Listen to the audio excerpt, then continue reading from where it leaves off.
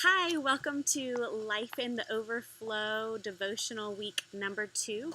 I'm Pastor Sheila, if you didn't know, and what really spoke to me this week was day 12, which is I am royalty, a co-heir with Christ.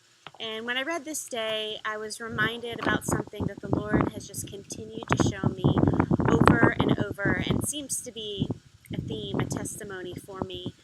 When I was growing up as a kid, my grandmother would always buy me these porcelain dolls, and of all the dolls that she gave me, my favorite was a princess with really long hair, Rapunzel, and something about that fairy tale just always was so intriguing to me.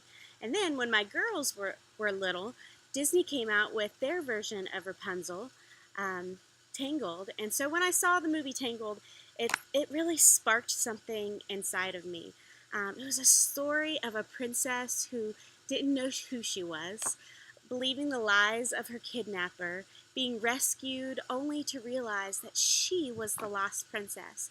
She was royalty. And it's a great movie with beautiful animations and songs, but the message, I believe, goes deeper than that and really just resonates with me, and maybe it resonates with you, because you see, I believe that we are all a little bit like Rapunzel. We live in these pretty little towers, believing what the enemy tells us about ourselves. We don't know really who we are and who we belong to. So we just go about living our lives with these blinders on, living in this perception of our limitations. So right now, I believe it's time to put those lies behind us. It's time to leave our towers. Jesus is calling us out of our towers, and he is revealing that we are the sons and the daughters of the King. And we need to start living in that authority and in that freedom. In Galatians 4:7-9, it reads, "So you are no longer a slave, but God's child. And since you are his child, God made you also an heir. Formerly you did not know God. You were slaves to those who by nature were not God's. But now that you know God, or rather are known by God, how is that you are turning back to those weak and miserable forces? Do you wish to be enslaved by them all over again?" And you see, that is the danger. That is something that I personally have struggled with.